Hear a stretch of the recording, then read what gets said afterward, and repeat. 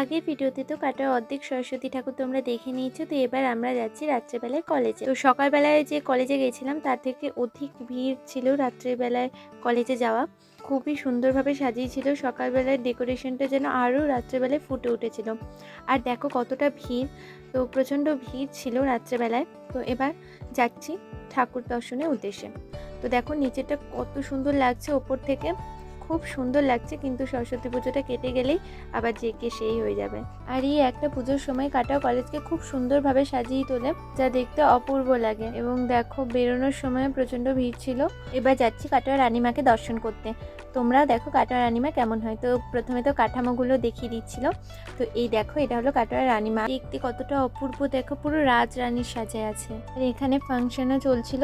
তো এবার যাচ্ছে আরশিনগরের ঠাকুর দেখতে, মানে কাটোয়াই ঠাকুর। তো এই ঠাকুরটার নাম হলো আরশিনগরের ঠাকুর। তো খুব সুন্দর এই ঠাকুরটা, আমার বেস্ট লেগেছে। এখানে সন্ধ্যা আরতি চলছিল, এবার আমি বাড়ির পথে রওনা দিয়েছিলাম। আর এখানে আমি একা ছিলাম, মা মাসিদের জন্য অপেক্ষা করছিলাম। যখন অপেক্ষা করবার চলে এসেছে।